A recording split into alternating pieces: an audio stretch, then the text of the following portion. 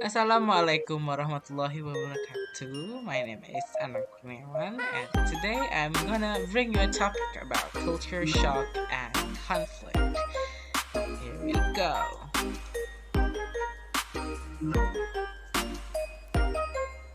The definitions of culture shock is the trauma you experience when you move into a culture different from your home culture.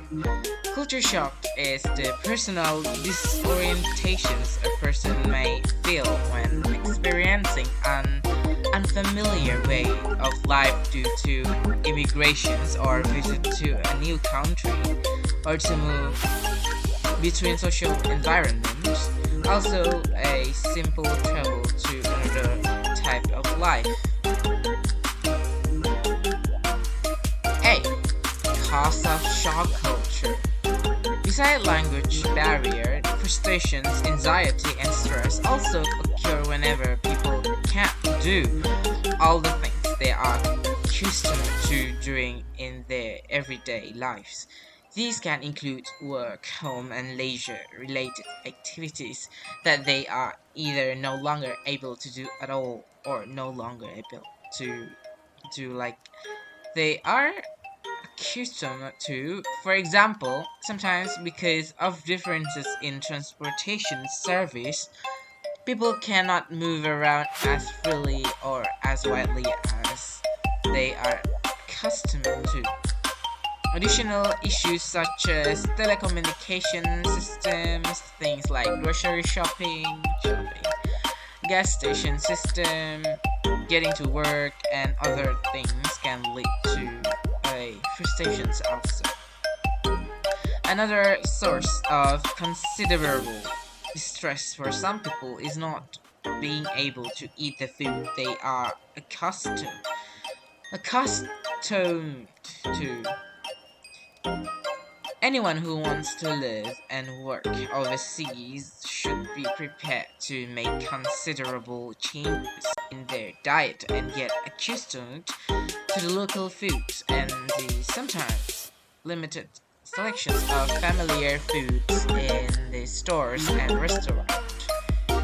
And lastly is the issues of value. A person can experience considerable stress and anxiety when they are living in a different culture with a different values from their own. A person may find that some of their own cherished and deeply held values and assumptions about life may not be equally important to a member of the new host culture. The areas of religions, moral behavior, justice, and fair play, racial equality, work ethic, and privacy are areas where there are made a great deal of cultural relativism, and people living and working overseas need to learn to deal with these differences in a relaxed and non-judgmental way. B. The symptoms of shock culture. Although culture shocks is generally understood as a temporary shock felt when converted by different cultures, customs, way of thinking of behavior patterns is actually reversed to a physiological state of depression caused by the experience of successive failures in unfamiliar social situations. Culture shock is temporary and everybody goes through it to some extent in the process of cultural adaptations. General symptoms of cultural shocks include irritations, homesickness, loneliness, nervousness, loss of appetite, sleeplessness, feeling so tired, extremely tired, extreme pride in one's home cultures, hypersensitivity or excitability, confusions, incompetence, or is it there is a lot of there. C. The stage of shock culture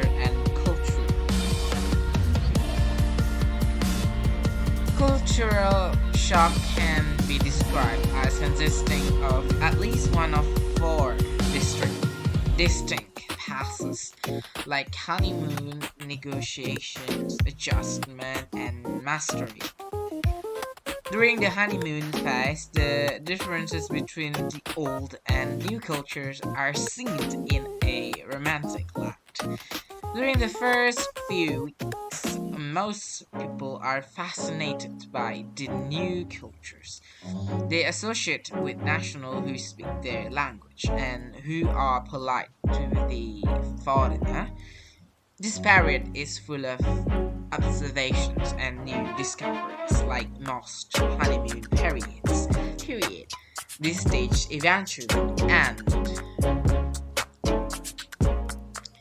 After some time, usually around 3 months, depending on the individuals, differences between the old and new cultures become apparent and may create anxiety. This is the mark of the negotiation phase. Existment may eventually give way to a pleasant feeling of frustrations and anger as one continues to experience unfavorable events that may be perceived as strange and offensive to one's cultural attitude. Still, the most important changes in this period is communications. People adjusting to a new cultures often feel lonely and homesick because they are not yet used to the new environment and meet people with whom they are not familiar every day. Again, after one grows accustomed to the new cultures and develops routines, marking the adjustment phase. One knows what to expect in most situations, and the host country no longer feels all the new. One becomes concerned with basic living again, and things become more formal. One starts to develop problem-solving skill for dealing with the cultures and begins to accept the culture's ways with a positive attitude. The cultures begin to make sense and negative reactions and response to the cultures are reduced. In a mastery stage, assigners are able to participate fully and comfortably in the host culture. Mastery does not mean total conversions. People often keep main traits from their earlier culture, such as accents and language. It is often referred to as the biculturalism stage. D. Coping shock culture. Culture shock can be prevented by striving to become more culturally relativistic and flexible in thinking and behavior, by developing a real enthusiasm for learning about the host culture and by forming real intercultural relationships. Successful cross-cultural communications is fairly straightforward propositions. With the correct attitude, a few good cultural informants, a few cross-cultural communications concepts, and sometimes spent as a participant observer, a person will quite naturally develop a repertoire of intercultural interaction skill. And when a person begins to move further along the continuum of cross-cultural understanding and interactions, they will more quickly put down a ego identify roots in the new host culture and feel more at ease with themselves and their surroundings. They will become happier and productive at work, at home, or while moving about within the society at large. They will no longer be negatively affected by disconfirmed expectancies.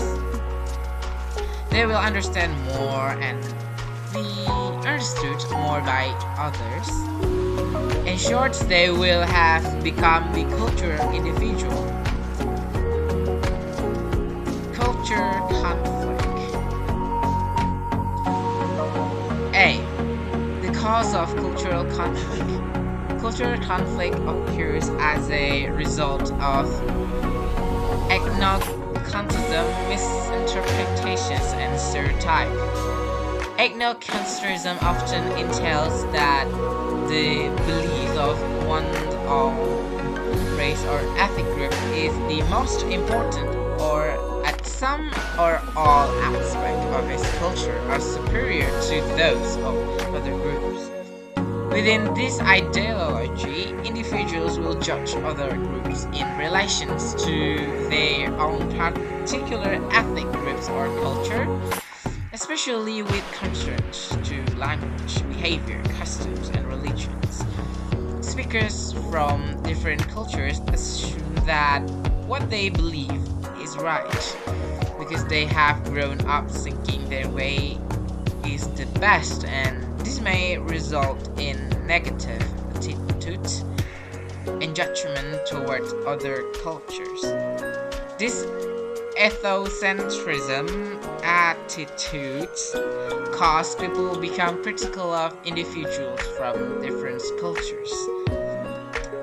Misinterpretations happen because people fail to interpret the verbal and non-verbal communications correctly.